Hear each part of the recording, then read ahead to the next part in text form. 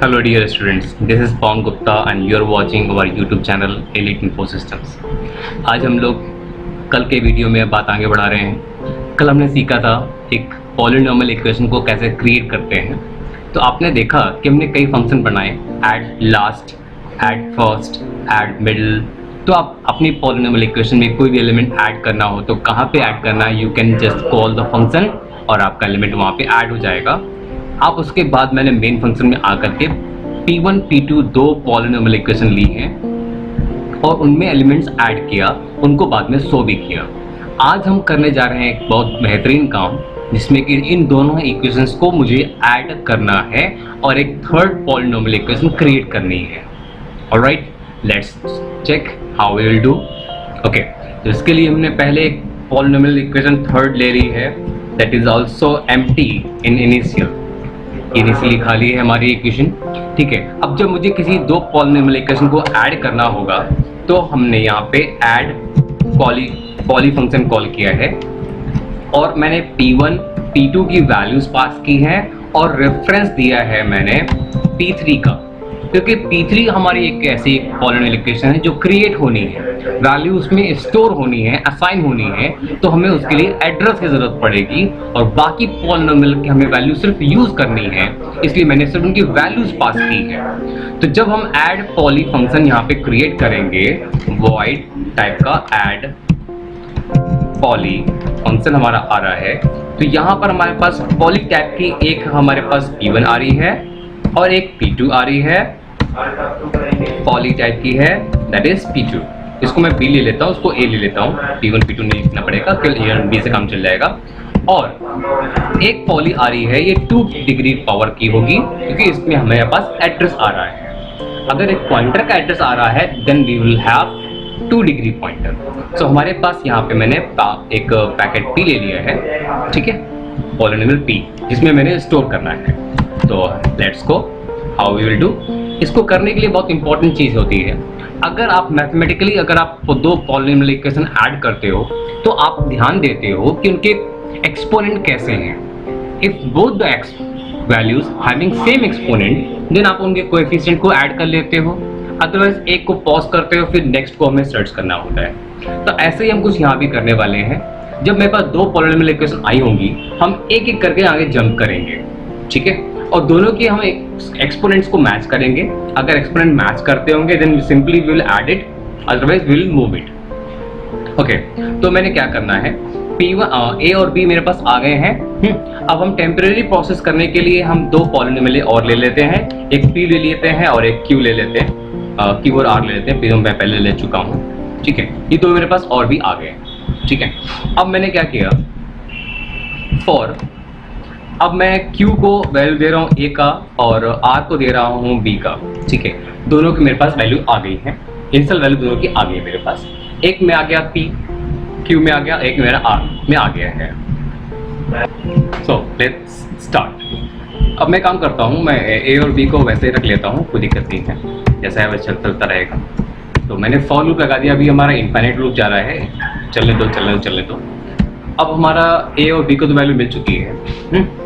So let's start. जब तक कि A not equals to null ये लूप चलेगा and B not equals to null ये हमारा लूप चलेगा, जब तक कि इनमें से कोई भी एक नल नहीं हो जाता। कोई भी नल मिल जाएगा लूप बंद हो जाएगा, ठीक है। उसके बाद हमने देखा कि अगर हमारा ये पहला पैकेट है, it is equals to null, it means it's a first packet जो हम लोग क्रिएट करने जा रहे हैं, तो हमें ये काम करना होगा। अगर ये फर्स्ट पैकेट नहीं है, हो सकता है कि नेक्स्ट पैकेट हो, तो हमें आखिरी वाला सर्च करना होता है। आखिरी वाला सर्च करने के लिए हमें क्या करना होता है, ओके, सो उसके लिए हम एक लूप चलाते हैं, पहला पैकेट से स्टार्ट कर लेते हैं, then Q is equals to my पहला packet P and Q not equals Q का next not equals to null, ये आखिर तक जाएगा, and Q equals to Q का next. This is the only to move at the last point, ये आखिरी में मूव कर जाएगा, ठीक है। Then we will create a new packet here and assign some data, right. अब हमें एक काम करना होगा, इस काम से पहले हमें कोएफिशिएंट और एक्सपोनेंट फाइंड करने होंगे कि हमें क्या कोएफिशिएंट मिल रहे हैं और क्या एक्सपोनेंट मिल रहे हैं। तो इन काम को करने के लिए हम एक दो वेरिएबल ले लेते हैं, coefficient and exponent, right. What will be this one? So मैंने यहाँ पे काम किया है कि अगर हमारा a का exponent is equals to b का एक्सपोनेंट,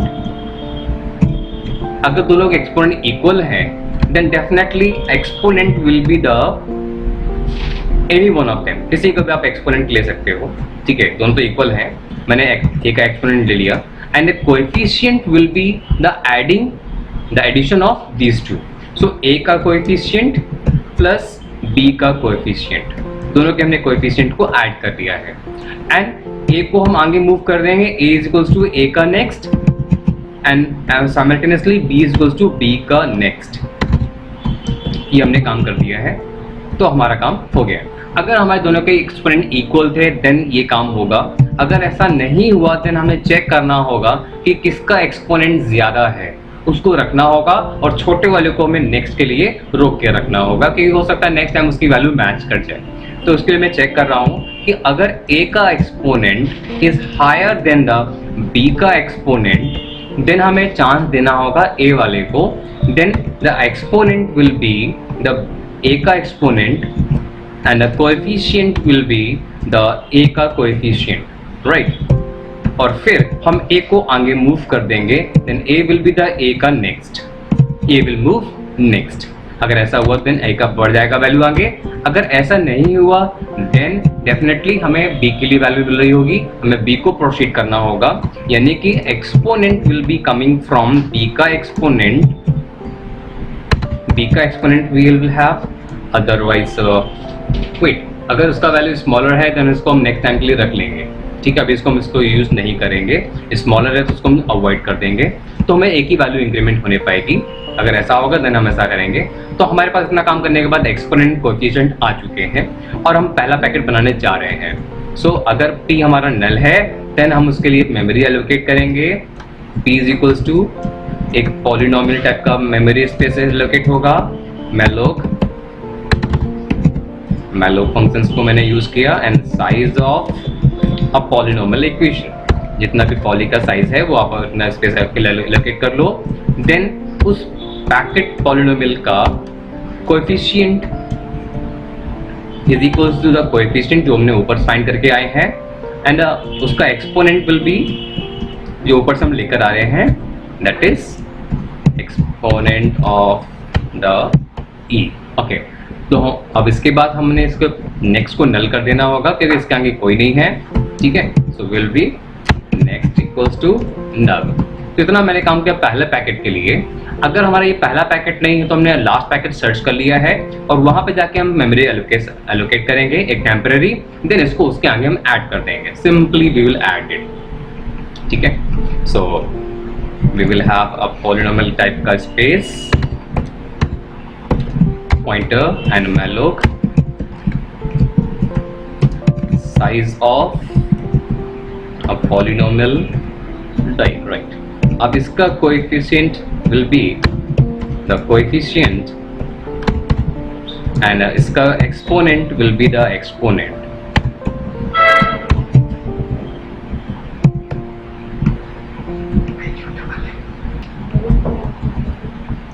right। सो एक्सपोनेंट मैंने कॉपी कर दिया, कोएफिशिएंट कॉपी कर दिया, एंड r का next will be the null. इसको मैंने नल किया और मुझे अब इसके जो हमने लास्ट पैकेट सर्च करके रखा था q में, अब उसके आगे मुझे r को कनेक्ट करना होगा। इसके लिए मैंने q का next is equals to r। तो हमारा एक नया पैकेट एलोकेट हो चुका है।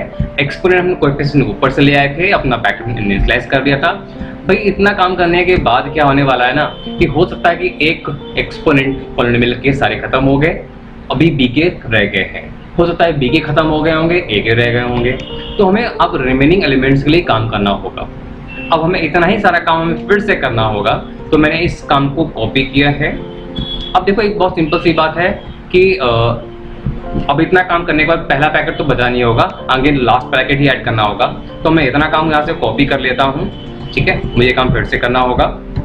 ओके, अब मैं यहाँ पे जो लूप चला रहा हूँ सिर्फ बचे हुए एलिमेंट्स के लिए लूप चलाना है मुझे, तो हो सकता है कि ए की वैल्यू बची रह गई होगी, या तो हो सकता है बी की वैल्यू बची रह गई होगी। तो जिसकी वैल्यू बची रह जाएगी लूप उसके लिए काम करेगा। तो मैंने यहाँ क्या लिखा है, ए नॉट इक्वल्स टू नल। अगर हमारा ए नॉट इक्वल टू नल है तो ये लूप चलेगा, ठीक है, इस पे हम काम करेंगे। अगर हमारा जो बी की वैल्यू बची रह गई होगी तो ये लूप उसके लिए काम करेगा, B not equals to null. जिसका भी होगा वो समझ लेगा और अपना काम फिनिश कर लेगा, ठीक है। तो मैंने तो सिर्फ ये कह दिया, अगर ए नॉट इक्वल टू नल है तो ये काम कर दो, अगर बी नॉट इक्वल टू तो ये काम कर दो, और दोनों के अंदर मैंने उस काम को रिपीट कर देना है, दैट्स इट। तो let's check it. I am doing paste here, यहाँ पे मैंने पेस्ट कर दिया है। वही काम जो मैंने ऊपर किया था वही काम हमें यहाँ पे करना है। अब एक खास बात और भी है, यहाँ पे जो कोएफिशिएंट होगा और जो एक्सपोनेंट होगा हमें पक्का पता है कि ए से वैल्यू आ रही है, तो ए का coefficient will be here and here will B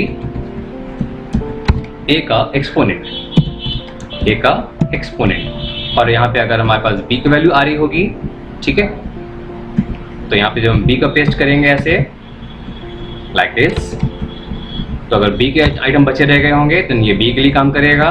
तो coefficient is coming from B का coefficient and exponent is coming from B का एक्सपोनेंट।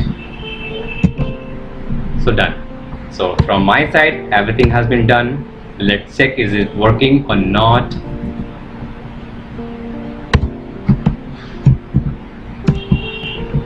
चेक करने के लिए मैंने यहाँ पे मेन फंक्शन में ऐड को कॉल कर तो लिया था, लेकिन सो को मैंने कॉल नहीं किया था, तो मैं चलो सो को कॉल कर लेता हूँ। मैंने पी3 को कॉल कर दिया सो के लिए।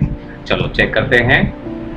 सो द इक्वेशंस आर, अभी हमारी एक और दो इक्वेशन प्रिंट हो गई हैं, अभी थर्ड इक्वेशन प्रिंट नहीं हुई हमारी, तो इसमें कुछ डाउट है, चेक करता हूँ क्या है इसमें। सो यहाँ पे एक अभी स्टेटमेंट रह गया हमारे पास कि अगर b का वैल्यू बड़ा हुआ देन हमें b के एक्सपोनेंट को रखना होगा। So exponent of b is more than the exponent of a, देन हमें b को चांस देना चाहिए, ठीक है। इसके लिए मुझे यहाँ पे काम करना पड़ेगा, इज मोर देन दिस, तो मुझे b के लिए वर्क करना होगा। तो exponent will be coming from a का एक्सपोनेंट, सॉरी b का exponent, and coefficient is coming from b का coefficient, right, and b is equals to b का next, that's it। इतना मुझे काम और करना पड़ेगा इस पे, तभी वो वर्क करेगा, ठीक है। सो कोएफिशिएंट निकाल लिया हमने, एक्सपोनेंट निकाल लिया है, लेट्स चेक इट अगेन।